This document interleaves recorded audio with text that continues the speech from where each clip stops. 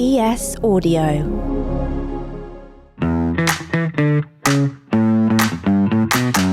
The Evening Standard Rugby Podcast with Lawrence Dallaglio, supported by Fuller's London Pride, official beer of Premiership Rugby. Support with pride.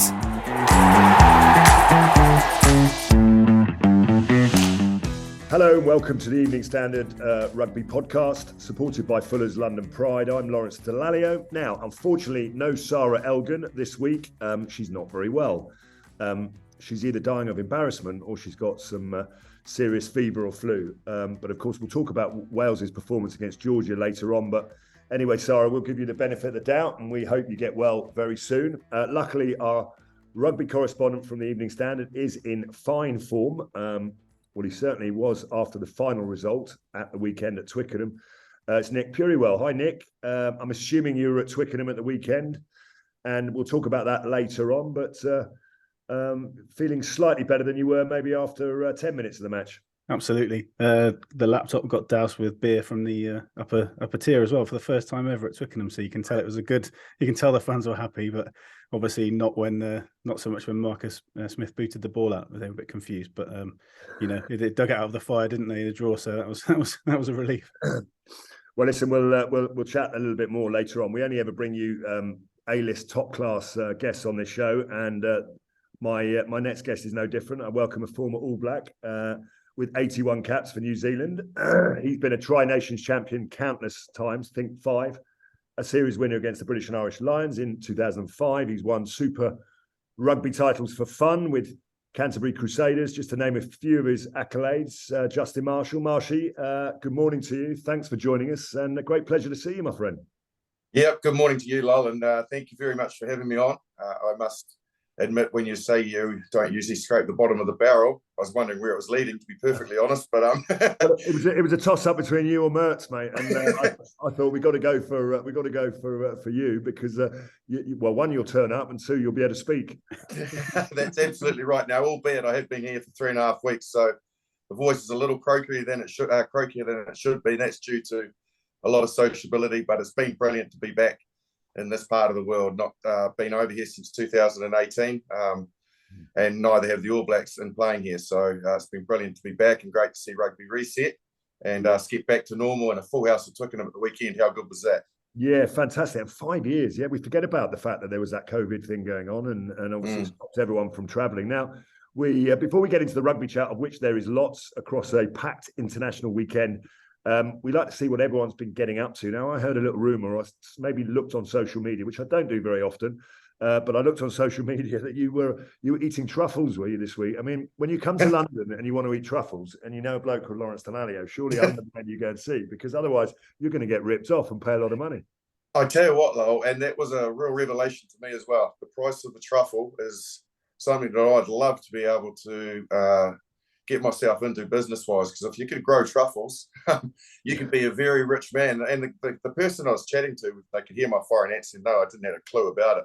Yeah, actually said that was quite a cheap truffle at 750 quid. Like you can get them for 3.5, 5 grand. I was like, oh my god. And with guys like Ollo Brown and Craig Dowd, you'd have some truffle hunters as well, wouldn't you? Really?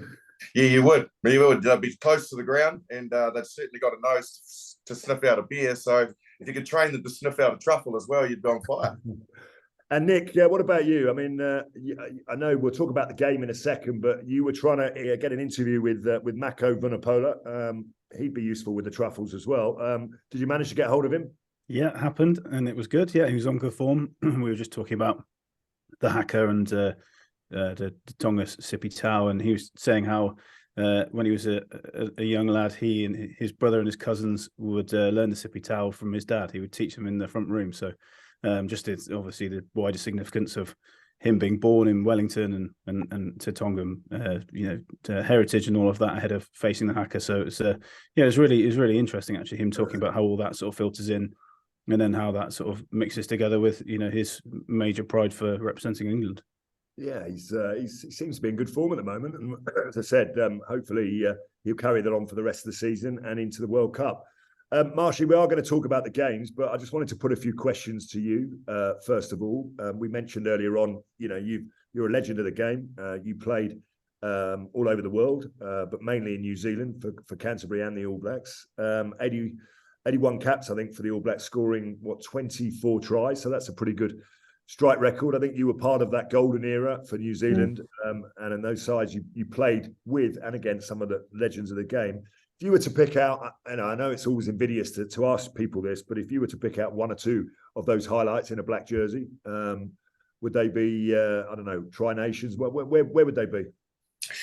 It's a very valid question, Lol, because like at the moment, what a lot of people always seem to talk about is the build up to a Rugby World Cup. And look, I get it. It's the pinnacle. It's where you test yourself on the big stage over a period of time. But in my mind, the game's just got so much more history, and particularly for the All Blacks, a Test series win for us in '96 on South African soil for the first time ever. That was really rewarding, and it was, I guess, an achievement that the All Blacks had never had before. So it was good to be in a side that set history. Rugby World Cups, I went to two, lost two semi-finals. One of them, as you very well know, led to you guys going on to win in 2003. But they were still fantastic to compete at. I don't hold any grudges to the fact that I never won a final. That's sometimes rugby. It's still just good to compete at World Cups. And then obviously the British and Irish Lions, you mentioned that, like some of the greats of All Black rugby, John Olomu, Christian Cullen, Andrew Mearns, you mentioned him, never played against the Lions. So for me to get the opportunity in 2005, that was definitely a massive highlight. Yeah, it wasn't for me. I broke my leg in Rotorua after about 21 minutes. And, got stretchered to hospital, and the bloke, the young kid they left behind just asked me for my kit. He said, "Can I have your kit?" So I said, "Go and find me some morphine. You can have the whole kit bag, mate. No worries at all."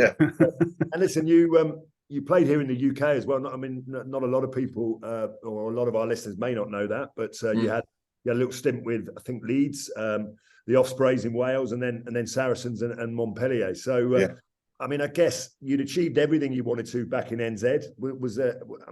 How did you look back on the 5 years that you spent over here in the UK playing your rugby?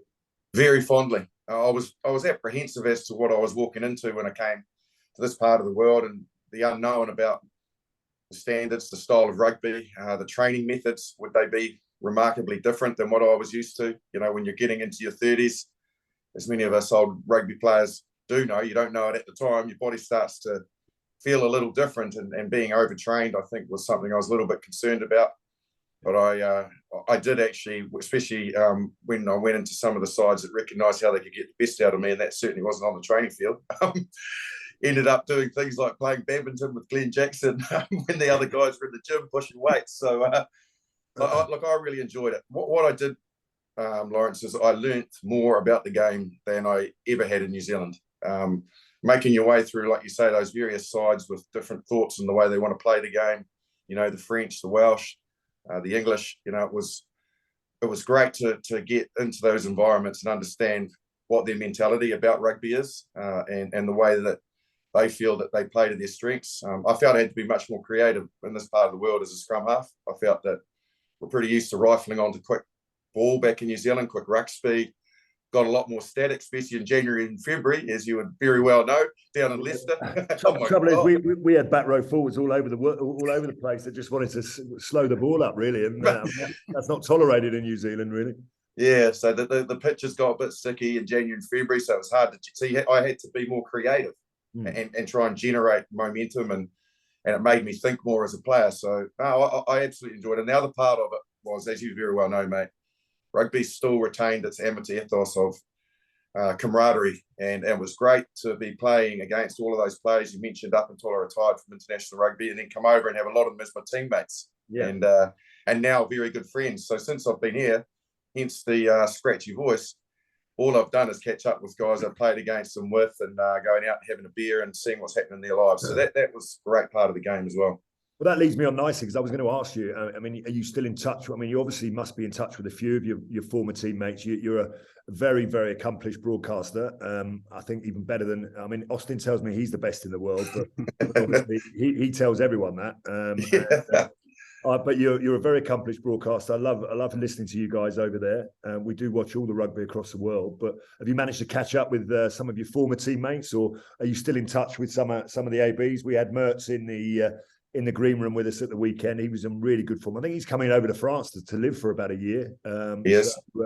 Yeah, I mean, I'm assuming that you're still involved in the game of rugby in terms of your job now.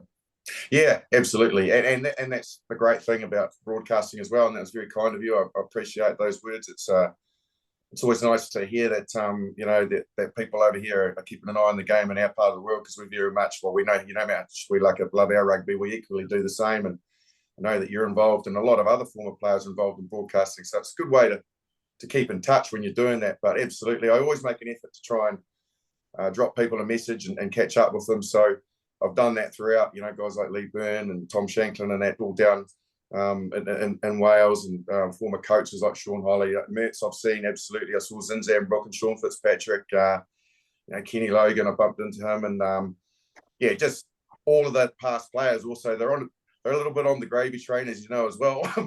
Lawrence, a lot of them are doing hospo at the games as well. So, I saw Martin Corey at the weekend, and also had opportunities to meet some of the younger players that are injured or not in the game. So Anthony Watson, I did some work with him at the weekend. What a nice bloke he was too. Yeah. So yeah, that's a big part of the game again, that many people don't realise, that we just have this link that once we finish, it doesn't go away. And I know Nick wants to have a little chat in a minute about maybe some potential candidates to replace Eddie Jones in the future. But we're less than 12 months out from the World Cup now. I know we don't like always talking about it, but it is a thing. I mean, I remind people that, look, 6 of the 9 World Cups have been won by New Zealand and South Africa. So 3 apiece.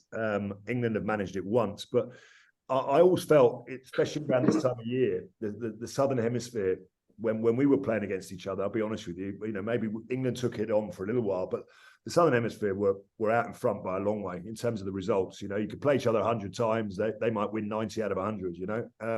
But you've got to think to yourself, looking at all these autumn international series, the hemispheres have never been closer than they are right now. You've got France unbeaten in 13 somehow, and they're playing really well. Ireland, well, we'll go through their test results in a minute, but they've been unbelievable last 6 months. Is that your sense, that you think that the game has changed in terms of the laws, and I think it's actually brought the hemispheres closer than it ever has before? Yeah, I totally agree, and we're not seeing any more huge amounts of counter-attack rugby, and that's where the All Blacks were always so lethal, when the teams aimlessly gave them the ball back. You had a guy like Richie McCaw out there when you had a little bit more freedom at the breakdown, more freedom than you've got now, particularly defensively. To turn that ball over and catch the opposition out, that's where the All Blacks really clicked into action and caught teams on the hop because of their counter-attack. Don't see them doing that as much now. They're a team much more orientated and playing territory. I certainly feel and agree that the top 2 teams in the world at the moment are France and Ireland, and it's pretty hard to separate both of them. They've got quality across the park. I think where we've not adapted is we've probably not realised that the game is all about now big, strong ball carriers, men that are hard to move away from the breakdown. Yeah. And we haven't adjusted to that. We're still a little light in those areas. I look at the back row of Ireland and France in particular. They're just big men. The Argentinians, they're just big brutes who are tough. But they've got some monster ball carriers, and as you say, it's not just the carrying and the amount of people they can do that. But once you have the ball, you've got to take other guys away from it, and that's a hard thing to do in the game without one getting sent off or two, giving away a penalty. And big ball runners like that command 2 tacklers usually, which then leaves you defensively short. And we haven't got that type of ball carry at the moment. So, like, in a nutshell, I agree with you. The laws have slightly changed, which is allowing teams to be a little less mobile but bigger and tougher. Yeah.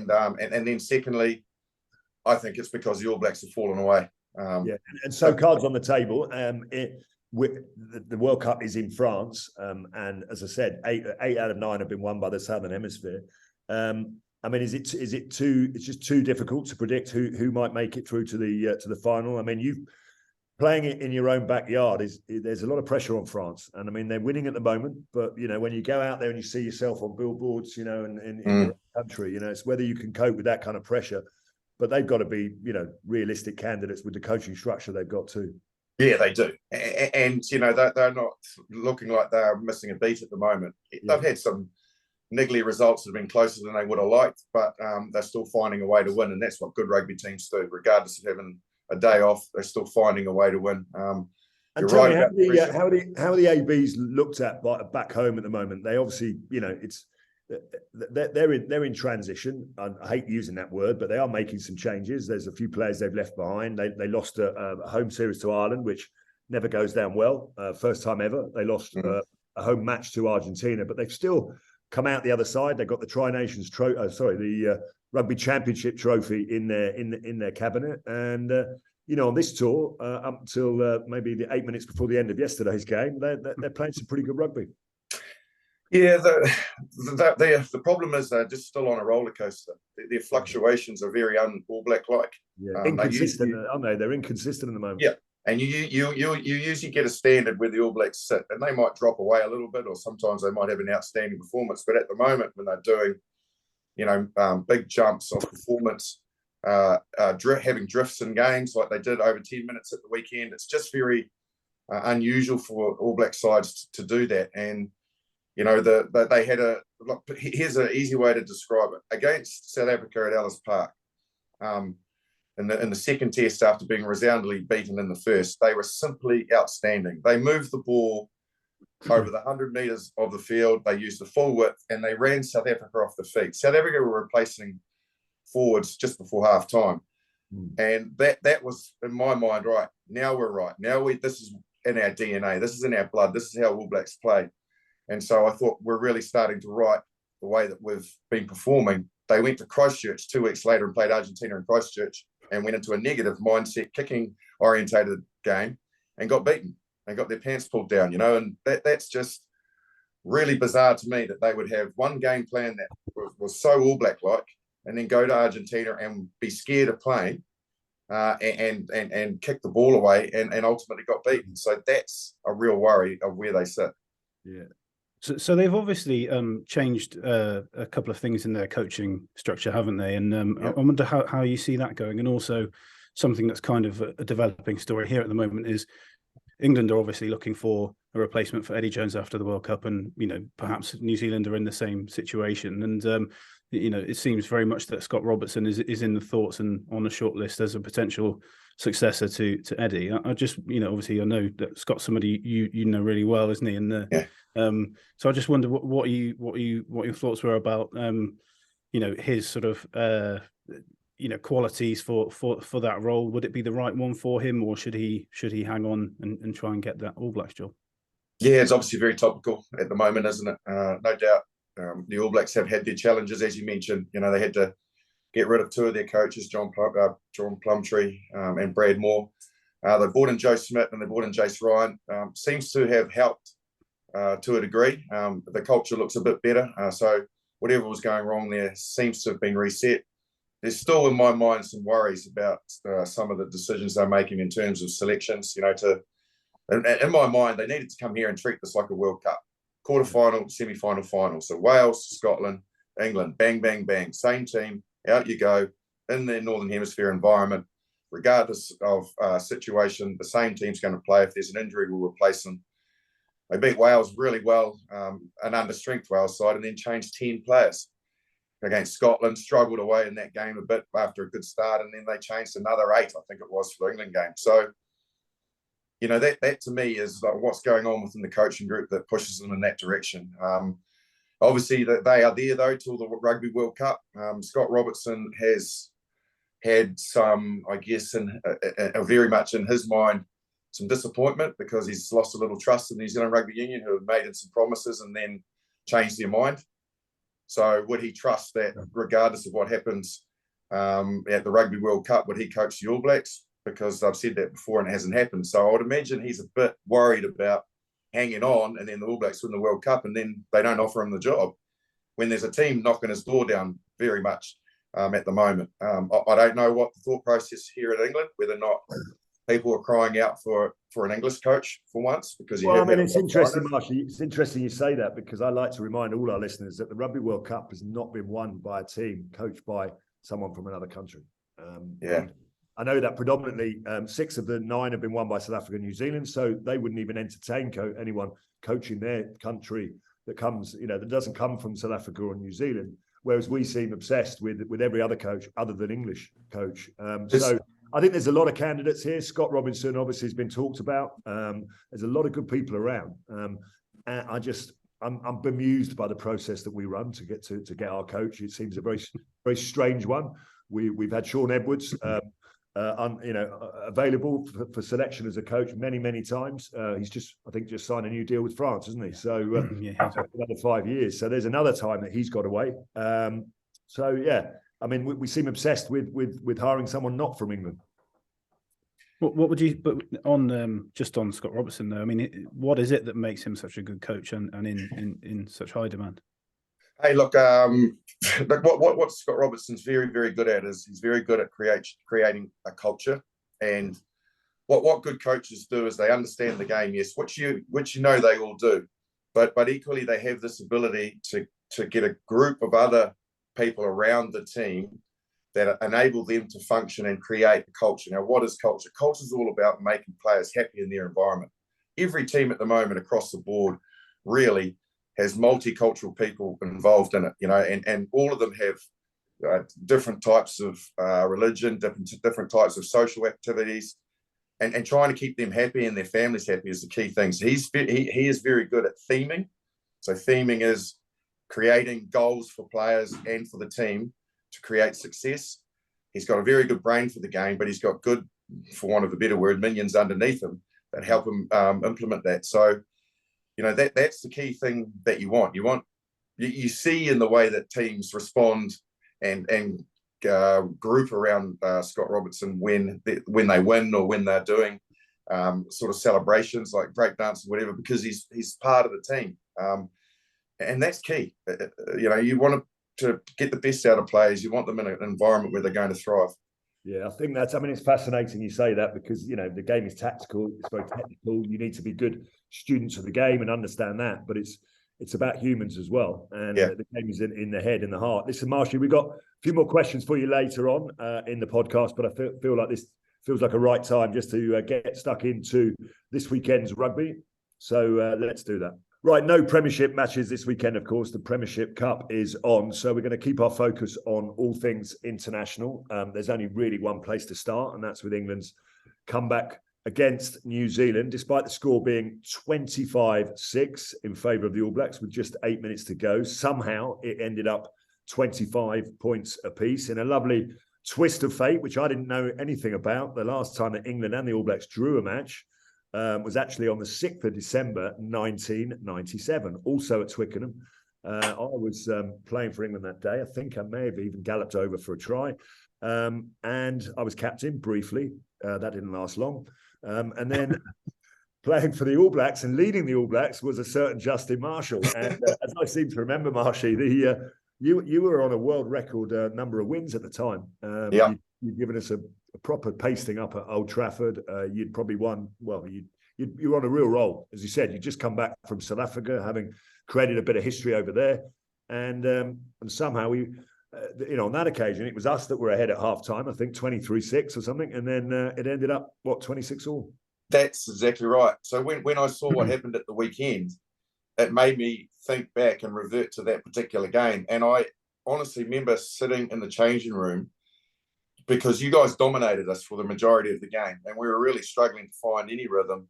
And I remember sitting in the change room after the game, actually thinking, how on earth did we manage to even draw that game? And feeling relief. And I wonder if that's the feeling, because equally, what were you feeling? Because we were feeling at half time. I remember going down the tunnel, and I was in our change room. I was throwing up. Everyone else was throwing up. Yeah. And we looked at each other and thought, well, one, we're not fit enough to play Test rugby at the very top table. We need to get ourselves a damn sight fitter. And we made a pledge after that game that we said, look, we're kind of fit. We're okay. We're fitter than the Welsh, the Scots, and the Irish. But that none of them have won the World Cup. If we want to win a World Cup, we've got to get ourselves in the best shape of our lives, and we'll be fitter than these guys, because you don't lose leads like that at half time if you've got a tiny bit left in the tank. So it was a big moment for us, because it taught us that there was a long way between us and at the top. Now, Nick, you were there as well. What do you? I mean, what was it? 14-0 to New Zealand after 10 minutes. I mean, I bet most of that Barbara Brigade hadn't even got into their seats. Absolutely not. No, still carrying 8 points stacked. But I can't believe people do that after 2 or 3 minutes. They want to get another 8. I mean, if you need a drink, just turn up with 16 pints. Whatever. Yeah, quite. No, it was. I mean, it was a bit of a horror show start for England, wasn't it? I felt for Jack Van Poortvliet, because that was the worst possible start he could have had with that inset pass off the line out. Credits him for sticking at it, but England, I just felt that of all the talk and everything that they came to do, there were too many sort of one-up runners of the big carriers, and they were taking contact on their own a bit, and so then they were getting isolated, and that seemed a little bit too easy for New Zealand to deal with that at the breakdown. And by the time, and then all of a sudden, obviously in the last 8 minutes, out of nowhere, all of a sudden they started to build that sort of continuity attack. Yeah, there's definitely a good team in there somewhere. When you play like that for 8 minutes, and there's been performances over the season, over the period where they do it in patches. But to Marshy's point with New Zealand, there's a lack of consistency. I mean, with England, they start tournaments really badly. I mean, losing to Argentina is not acceptable. At home at Twickenham, but they've lost the opening game of the Six Nations countless amounts of times. Now that's not an ability thing. That's to do with what mentally and emotionally. It's about understanding what level of emotion. If your coach Eddie Jones said all week we're going to go after New Zealand and we're really going to get stuck into them, then either you let him play and do that, or you've actually got to follow up what he's told everyone. I'm not so sure that's the right thing to be suggesting, because the Kiwis owed us one after the World Cup semi-final anyway. So they were always going to come out the blocks, no matter who was picked for the All Blacks. They were going to come out literally foaming at the mouth, ready to ready to get stuck in. So I think it's understanding that as a young rugby player and knowing what level of intensity and emotion you need to be at to match that. Because Marshy, the All Blacks as badly as they played, I thought they played some really good rugby in that first half. Tactically, they were cross kicking and they had a height advantage on the wings. They suddenly found some ball carriers that were punching holes through the middle. I mean, that's some of the best rugby they played for a little while, I think. Yeah, I agree. And they really looked like they knew the areas that they wanted to attack England, and they did it really well, finding width when they needed it. They tried that in 2019, cross kicks, and they just didn't execute on the day. I feel that, 3 years ago when they last played, England's defence was a lot more aggressive and in your face. I think they've backed off a little bit defensively, England, from where they were. And I don't know whether that's a big... But when I look at England, I see a team that took 70 minutes to get functioning. But again, it's a team that hasn't played together. The inconsistency of selection, Eddie's all over the shop with who he should be starting and who should be playing. And it literally took them that amount of time to try and figure out that what they were doing wasn't working. Now, when you're consistently playing week to week, you get to that point a lot quicker. And, look at France and Ireland. Literally, if I said to you, okay, France and Ireland playing this week, we'll have a 10 quid bet. We'll name starting 15s. We probably both of them would get them exactly right. If we were to name the England or starting 15 for England or New Zealand at the moment, it'd be all over the place. So both teams aren't creating any real confidence or belief in each other. Saying this, it's trust and consistency. Yeah. That's the point. The coaches need to trust a group of players. We don't play brilliantly every single minute of every game, but you've got to be trusted that you'll come good when it matters, and you need to be consistent with the message that you tell them. And I think if you do that, I couldn't agree more. That ironically, it's the consistency of selection that gives you the consistency in results. And if it's not, then we all get a P45 and we all don't have something else to do. Do you think that that maybe the All Blacks and the England coaches are focusing a bit too much on having a plan for a World Cup campaign in terms of developing different ways to play and trying to get different groups of players comfortable, when actually what you guys are saying, actually the thing to do is pick your strongest 15 in the next game? Yeah. I think they're looking at what their problems are is they're seeing a below par or a performance which is creating a loss. And so the knee-jerk reaction from both squads is to make changes to the personnel, because obviously they're feeling that it's the individual's fault. Now, I can certainly tell you from what I've seen with the All Blacks, it's not got anything to do with the individuals. It's got to do with some of the game plans and the way that they're going into playing from week to week, because they're so inconsistent in that. But, you've got to go through adversity to become a good side. And look at that top side you talked about. The nucleus of that, Lawrence, was the 1995 side that lost to South Africa. Yeah. And then we went on in 96 and 97 and never missed a beat. And because we learnt. And we didn't all of a sudden go, when we lost that test match, okay, got rid of 7 or 8 players. And so then we become very good at winning games that probably we shouldn't have.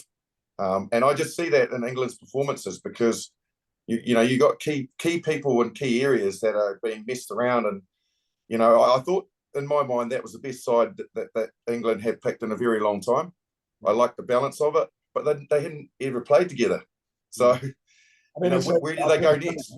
When I played for England just before, in the lead up to that World Cup for 2 or 3 years, barring the odd injury, the team picked itself. And the consistency of message from the coaches. But I mean, we had the same coaching team for about 6 years as well. I think Brian Ashton came in and then left, but other than that, it was the same coaching team. If you look at Eddie Jones's coaching team, no disrespect, but there's a turnover of coaches. They've got a new defensive coach starting next after this game, after this series. So again, that's going to be a whole new message, a whole new set of messages. And I just think the players, not only is the team changing too much, but also the coaches are changing all the time. John Mitchell was there last year. He's now gone out. He's with Japan. I mean, the players have got the messaging. The messaging will be off. Changing all the time. And you've got a guy in Eddie Jones who I think that they are all slightly terrified of, because he does lead things in a slightly different way, and that none of them are necessarily strong enough to challenge him, because anyone who doesn't seem to hang around very long. So there we go. Anyway, listen, we are going to talk about some of the other games this weekend. There's plenty more exciting finishes down in Cardiff. On Saturday, Georgia pulled off one of the most unexpected wins over Tier 1 Wales, thanks to a penalty with just minutes to spare. Over in Dublin, Ireland managed to upset Australia with Ross Byrne kicking a penalty on 76 minutes. So maybe that's just a team that knows how to win. 3 defeats in a row for Dave Rennie's Australia. Wow. There's going to be some heat coming on him. Marshy, just talk about Ireland just for a second. Let me give you their last 6 test results. 2 wins in New Zealand away to win the series for the first time ever. They've beaten South Africa in Dublin 19-12, found a way to win. They've beaten Fiji 35-17, and they've just beaten Australia 13 points to 10. I mean, that is pretty awesome form. Yeah, and rightly so. That's why they are ranked number 2 in the world at the moment and deserve to be. And what I am witnessing is, again, a team that is just getting very good at knowing their DNA, particularly when they've got Johnny Sexton out there. Like that's the one Achilles heel for them. Should he start to find that his body's letting him down and they don't have him as the architect, they're a slightly different side, because he's just so experienced, so intelligent, and he gets them in the right areas, and he frees up space for others. But with him on the field, yeah, absolutely. Like the teams that you've just mentioned knocking over, seeing them in New Zealand, very impressive. I caught up with Faz a couple of times. He was a teammate and then a coach of mine at Sarries. He's a special guy, isn't he? He's a special guy. Yeah, he is, and he's got a really good mindset in where he wants to see this team go. He was insistent that they take that B side out to play the New Zealand Māori. He said, we just need to continue to grow our depth, and he said, I want to find out about a few players, and he said, I'm equally as passionate about that group of players winning that series against New Zealand Māori as I am about us and our test matches each weekend. So they're well coached, they're well drilled. They've got players that are British and Irish Lions. They've got youth. They've got a player like Josh van der Fleer, who's up for World Player of the Year. So they've got X Factor. I can see why they are one of the most formidable teams to try to beat, and they can beat you away from home. Listen, just a quick one on Dave Rennie's Australia, a bit like New Zealand. They've never been at necessarily consistently that level. Well, not certainly for some time, but this has been a disappointing tour for them. They haven't lost games by much, but to lose 3 on the spin, he's got to be feeling a bit of pressure there. Yeah, would have been feeling that again. You know, the All Blacks locked up the Bledisloe, albeit quite controversially, but with a bit of an interesting referee call. But look, there's no doubt in my mind that they are in a really bad place, Australia. They are really struggling again to try and find I thought they turned a corner, but maybe with the whole kind of Hooper, you know, since he stepped away, you know, understandably, because there's some, you know, real issues around mental health, and, you know, if he's not right, he's not right. But I think, you know, since he stepped away, there doesn't seem to be that unity of spirit that gets you through those tough games. No, and again, they're just really lacking some key combinations in certain parts of the field. The loose forwards, I think, are okay, even though they're messing around with them a little bit. But the front row is always a bit vulnerable, and so when you haven't got a scrum platform, that's not ideal. It's not really a strength of Australian rugby. But to me, great Australian teams of the past have had awesome 9s and 10s and centres. The outside backs are always capable. I'm just not entirely sure they've found their right centre combination. They've messed around between McDermott and White at 9. And obviously they brought Foley back due to the fact that they lost a bit of faith in James O'Connor and Quade Cooper's missing. So, yeah, you know, they are running out of time to get key combinations who are the spine of the team for like, as you know, Lowell, for winning Rugby World Cups. You know, if you went across all the World Cups and put down all the number 10s that played in those finals who won, I'd imagine there were some pretty amazing players that were in those jerseys. Yeah. I haven't done it, but someone can do it for us. Well, New Zealand were on their 4th fly-off by the time they got to. True. Yeah, Stephen Donald. Yeah, that's right. But listen, he still turned up and did the business. Nick, South Africa sort of bounced back and beat Italy. I mean, they were obviously still on the truffles, having celebrated the win against Australia themselves, 63 points to 21. The All Black, the Saffers turned on the power, and Scotland beat Argentina. And again, they were a bit inconsistent. They must have been celebrating with a little bit too heavily after beating England at Twickenham. I mean, what stuck out for you over the weekend? That win for Georgia was immense, right? And absolutely. Am I right in thinking Wales are in the same pool as Australia, Georgia, and Fiji for the World Cup as well? So, I mean, that result has got to be sending shockwaves around some of these tier 1 nations. If you don't turn up mentally in the right mindset, you know, it doesn't matter who you're playing, you got a chance to compete. Especially against a side like Georgia with such a massive scrum, because we know everything starts from there, don't we? And we saw that Wales got absolutely steamrolled a couple of times on their own ball. And when do we see an against the head scrum like that at tier, at that level? You don't really, do you? And I think it just shows if you take your eye off and expect it. There's no game you can kind of go through the motions and win, is there? Effectively, and France. I mean, they're on a serious run. 13 games, some of the biggest and biggest scalps in the game that they've won. Southern Hemisphere, all Northern. They beat Japan. They were always going to do that, but I suppose that game against South Africa was key. They just, they've just re-signed their coaching team. Fabien Galtier. It's interesting, isn't it? As they've re-signed their coaching team for another 4 years, even though there's 1 year to go. Everyone else is wondering who they're going to sign as their coaches. It's been a good place at the minute.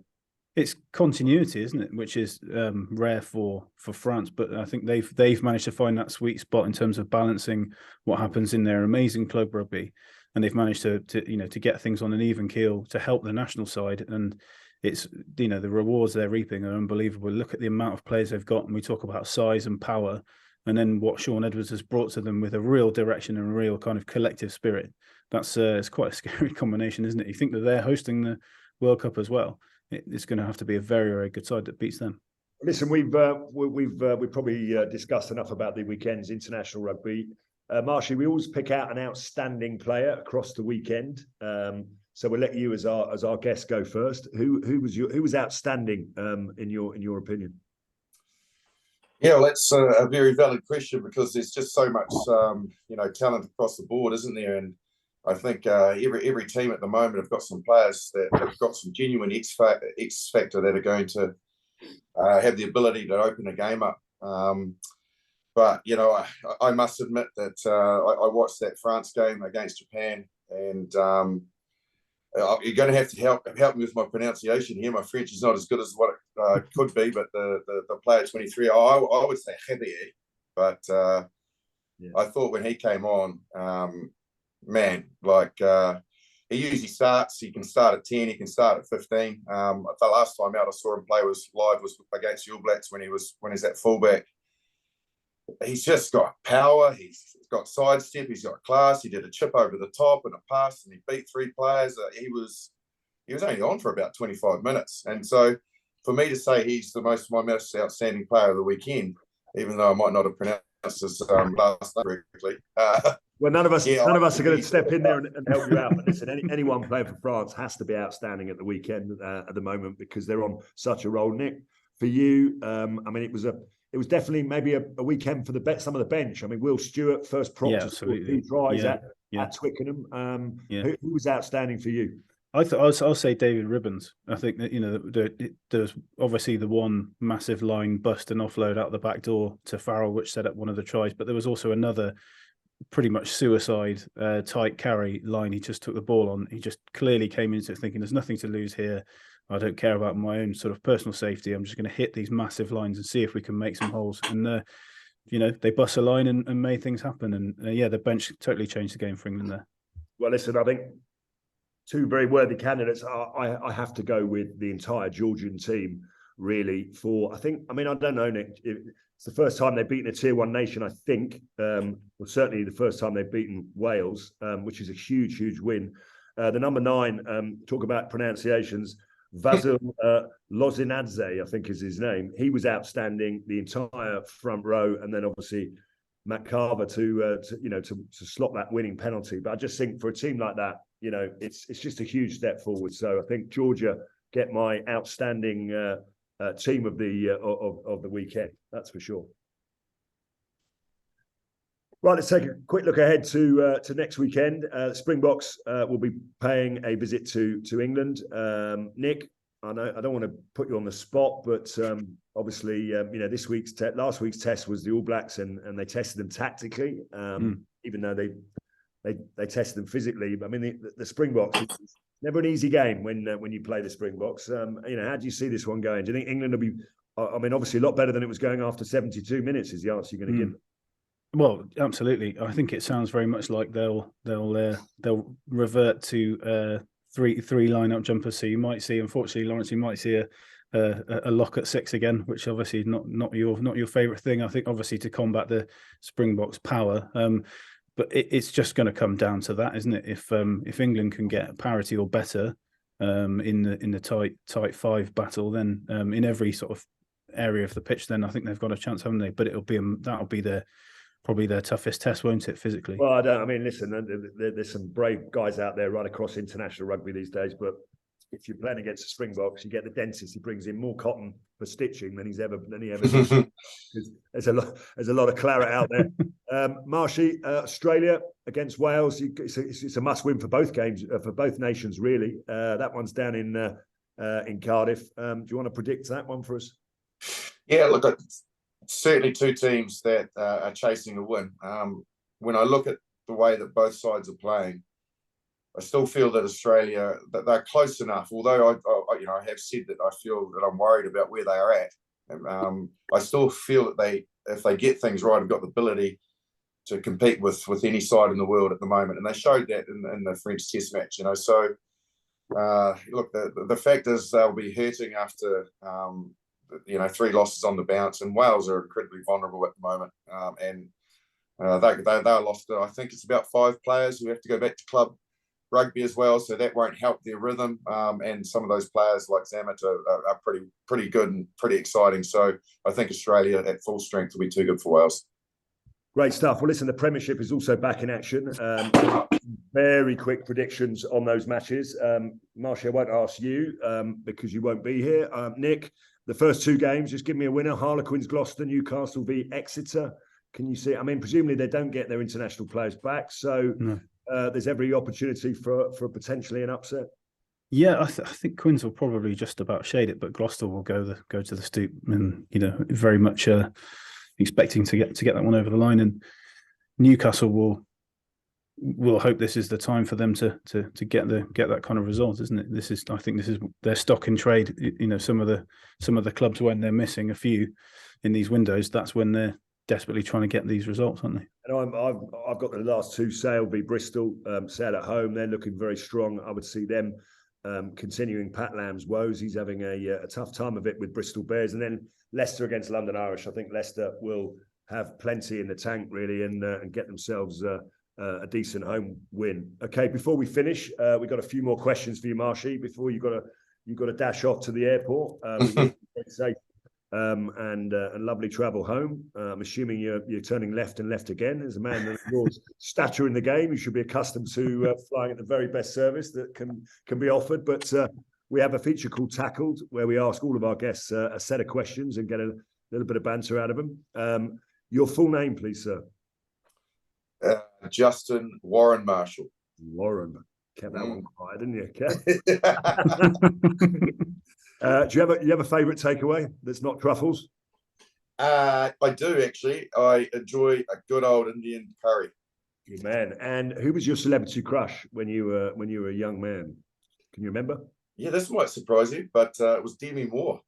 Oh, I don't know. I think there's a few people that. It's lucky I didn't say like John Travolta. I was going to say, it's never too late, mate. It's never too late. What was the last movie you watched? The new Top Gun. Loved it. Yeah, Mavericks, good movie. Makes you laugh, doesn't it? It does. You'll be watching it again and probably on the plane on the way home. What does Justin Marshall have for breakfast? Probably different these days to what he used to have as an All Black. But what's your go-to, mate, at home? I'm very much an egg fan. So and I hope everyone can understand that. I said EGG, egg.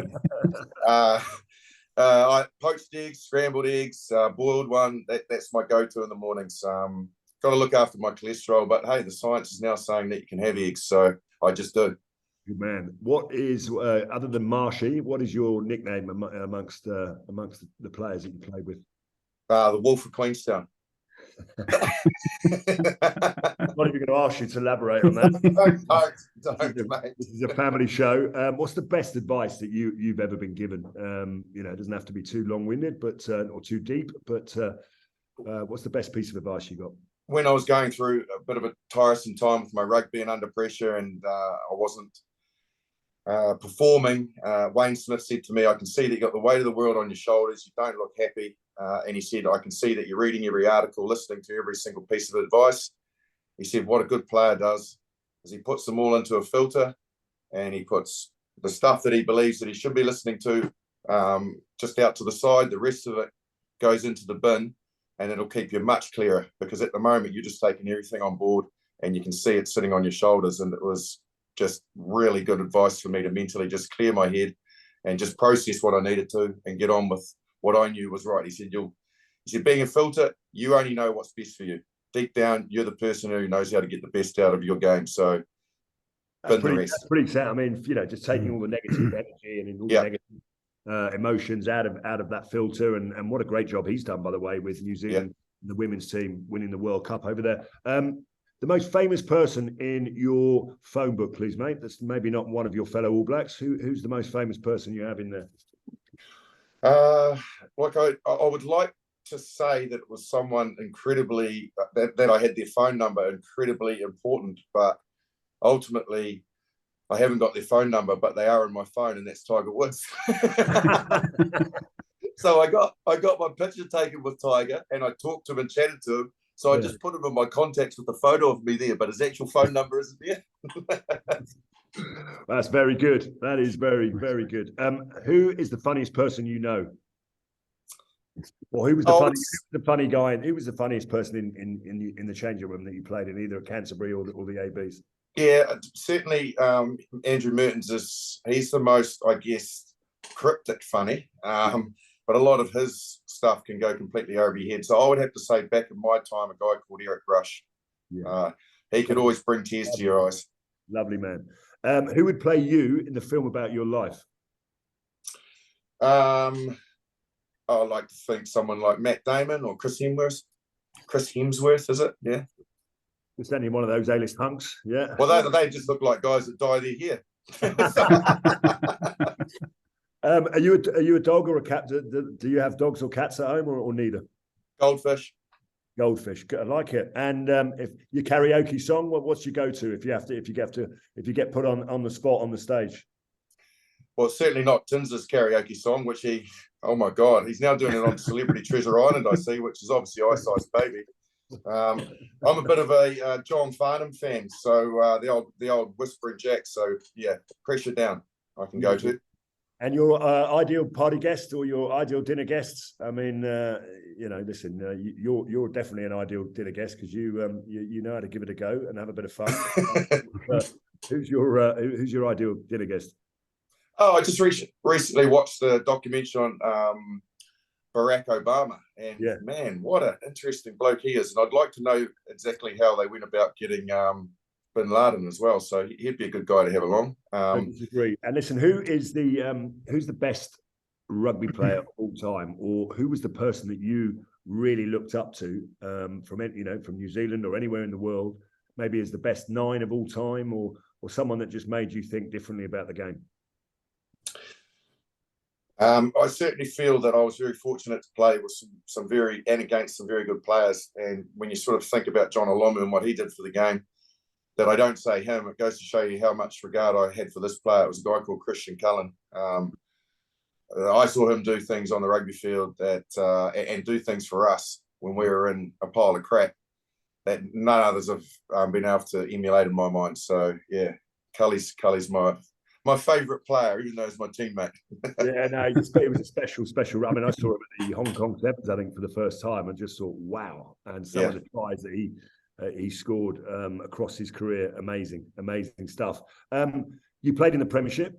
Would you say you had there was a moment there that you can recall as your favourite Premiership moment?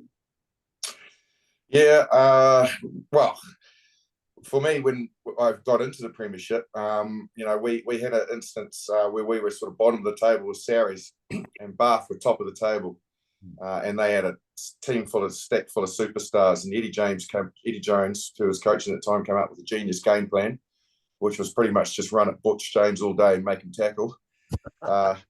And that was it. It was as simplistic as that. And we went away to Bath. And it's a great place to play, awesome crowd, and a really good place to keep them quiet and go and win. And we went there and beat a team that was on fire at the time. And we were bottom of just below mid-table. And we just had a great win, and I had a good day out. Well, listen, it's been a real pleasure for me to talk to you, and hopefully for everyone to listen. Thank you, Justin, and great to catch up with you. I know you're heading back tonight. I'm hoping that you'll be back in France next year and joining us for the Rugby World Cup. So thank you for being our guest, and we look forward to seeing you next year. Been great to see you too, mate. And thanks very much for having me on, everyone. So that's all for this episode of the Evening Standard Rugby Podcast, supported by Fuller's London Pride. Don't forget, you can watch the full video episode at londonpridebeer.co.uk. If you enjoyed listening, then please give us a like and share the episode with your mates. My thanks to Justin Marshall and Sir Nick Purewal. I hope I've pronounced that correctly. We'll be back next week. So will Sarah. We wish her the very best in terms of her recovery. Thanks for listening, and goodbye.